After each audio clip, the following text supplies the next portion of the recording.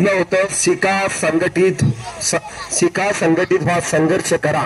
कारण की आंबेडकर साहेबांनी जो स्वप्न पाहिलं होतं ते स्वप्न आता पण पूर्ण झालेलं नाही। तर आपल्याला आंबेडकर साहेबांचा जो संदेश आहे त्याला कार्यान्वित करायचा आहे। प्रत्येक जण आपण प्रत्येक महापुरुषांची जयंती साजरी करतो, पण माझा मुलगा आणि मुलगी पण त्याचप्रमाणे महापुरुष बनले पाहिजे याची प्रतिज्ञा ह्या कार्यक्रमामध्ये कोणता पालकवर्ग घेतो ते खूप महत्त्वाचं आहे असं मला वाटते।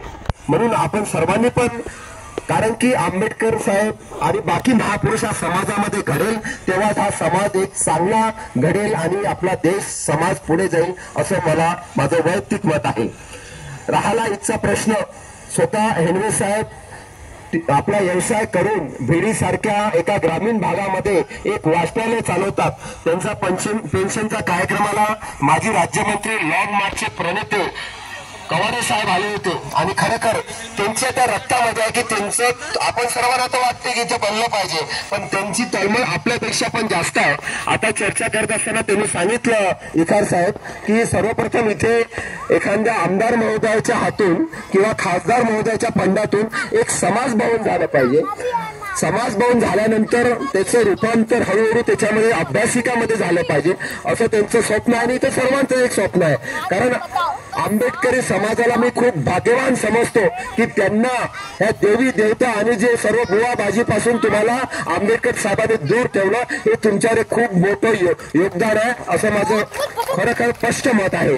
आणि खरोखर ओबीसी समाजाच्या मंदिरापासून पण ही अभ्यासिका आणि लायब्ररीची क्रांती सुरू झाली पाहिजे। कारण आंबेडकर साहेबांनी भारतीय संविधानामध्ये जे 340 कलम दिलं होतं हे सर्वप्रथम ओबीसी समाजाला दिलं होतं। हे हळूहळू समजत आहे, ते लोक पण हळूहळू ह्या गोष्टीकडे वळत आहे, पण त्याला थोडं वेळ लागेल। आपण सर्वांचं पण कर्तव्य आहे की ओबीसीला समाजाला हे सांगणं की आंबेडकर साहेबांनी सर्वप्रथम संविधानामध्ये 340 कलमाच्या माध्यमातून तुम्हाला रिझर्व्ह हे केलं होतं, त्याच्यानंतर एससीचं केलं होतं आणि त्याच्यानंतर एसटी साठी केलं होतं, जेणेकरून आंबेडकर साहेबांचं जे कार्य दुसऱ्या समाजासाठी आहे पण त्याची पण जाणीव त्या समाजाला झालं पाहिजे। आंबेडकर साहेबांचं जे काही कार्य किती पण आपण पाहिलं की त्यांचा मुलगा राजदत्त तेव्हा आजारी पडतो, त्याची जेव्हा अंतिम यात्रा येते तेव्हा एक जे काही वस्त्र असतं त्याच्यासाठी असं वाचण्यात आलं किंवा ऐकण्यात आलेलं की तितका पण त्यांच्याजवळ पैसा नव्हता, म्हणजे इतका मोठा महान व्यक्ती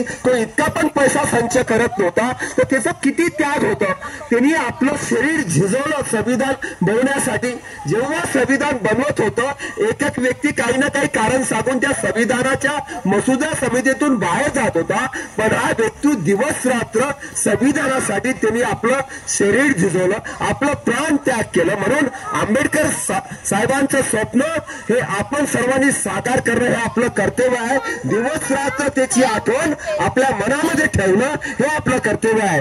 इकार साहेब, तुम्ही सत्तेमध्ये आहात आणि तुम्ही जर खरोखर डिसाईड केलं की इथे एक समाज भवन, कोणत्या विधान परिषदचे तुमचे आमदार खूप सारे बनले, एका राज्यसभा तुमचे खासदार आहे, त्यांच्या फंडातून जर तुम्ही इथं समाज मंदिर जर दिलं तर खरोखर तुम्ही 10 लाख तर प्रॉमिस केलंच आहे, पण एक दुसरं प्रॉमिस मी तुमच्याजवळ घेऊ इच्छितो।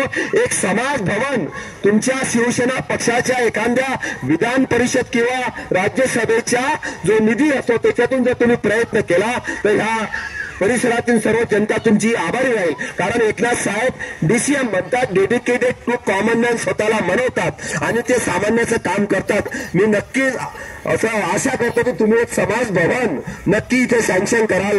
बाकी राहिलं, आता नुकताच मी कोणत्या राजकीय पदावर नाही आहे, कोणत्या लाभाच्या पदावर नाही आहे, पण माझे मित्र ऍडव्होकेट अभिजित वंजारी साहेब जे की पदवीधर मतदारसंघाचे आमदार आहे, त्यांनी एक रस्ता आपला सावंगी टी पॉइंट छत्रपती शिवाजी चौकापासून तर मला वाटतं उरकोडे साहेबांच्या घरापर्यंत तो रस्ता येणार आहे। आणि दुसरं एक निवेदन आपण पंकज भोर साहेबांनी पण मंदिर कमिटीने दिलेलं आहे, त्या उरकडे साहेबांच्या नंतरचा जो रस्ता आहे त्याचा पण मी पाठपुरावा करण्याचा सर्व लोक प्रयत्न करत आहे। पक्ष कोणताही असो, विचारधारा कोणताही असो, तो काही विषय नाही आहे। विचार वेगवेगळे राहील, पक्ष वेगवेगळे राहील, पण ज्या बेसिक आपल्या आवश्यकता असतात, जनतेला काय पाहिजे, रस्ते पाहिजे, नाली पाहिजे आणि स्वास्थ्य पाहिजे, ह्या बेसिक व्यवस्था पण आपल्याला भेटत नाही. 70-75 वर्षानंतर हे खूप खेदाची गोष्ट आहे असं मला वाटते. प्रत्येकाचं घर प्रत्येक जण चालतो, आपण नोकरी करतो, पण ह्या व्यवस्था इथे व्हायला पाहिजे.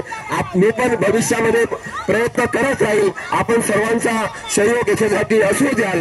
त्याचप्रमाणे मी एक माजी सैनिक आहे आणि मुलांसाठी मी एक प्रशिक्षण केंद्र, एक बिझनेस म्हणून नाही, एक माझा सामाजिक प्रकल्प आहे. तर आपल्या परिसरातील कोणत्या पण मुलाला आणि मुलीला आर्मी, नेव्ही, एअरफोर्स, पॅरामिलिटरी, पोलीसमध्ये जर जायचं असेल तर त्याला माझ्याकडून जितकं काही सहयोग निशुल्क मी द्यायसाठी इथे घोषणा करतो. त्याचप्रमाणे त्याचं काय काउन्सिलिंग असते, त्याला कसं काय, कोणत्या जागा असतात डिफेन्समध्ये, पॅरामिलिटरीमध्ये, ते पण मी कधी पण 24 घंटे अवेलेबल राहील असं इथे मी माझं मत व्यक्त करतो. मला इथे बोलायची संधी दिली त्याबद्दल आपण सर्वांचं आभार व्यक्त करो. आप सभी मेरे साथ एक बार नारा लगाएंगे, विश्वरत्न डॉक्टर बाबासाहेब आंबेडकर साहेबांचा, विश्वरत्न डॉक्टर बाबासाहेब आंबेडकर साहेबांचा. धन्यवाद. जय भीम, जय संविधान. खूप खूप धन्यवाद सर. एक आपल्यासारख्या या विचारधारेची आज आपल्या समाजाला इथे बसलेल्याच नव्हे तर अख्ख्या भारताला या विचाराची गरज आहे. आणि खरंच आपण जे म्हटलं आहे सर की आम्हाला या देवी देवतांपासून दूर ठेवलं आहे, खरंच आम्ही भाग्यवान मानतो की आम्हाला एक माणसाचं जीवन देऊन, त्यांचं वर्चस्व देऊन या बाकी सगळ्या देवी देवतांच्या जे काही आहे आपण करू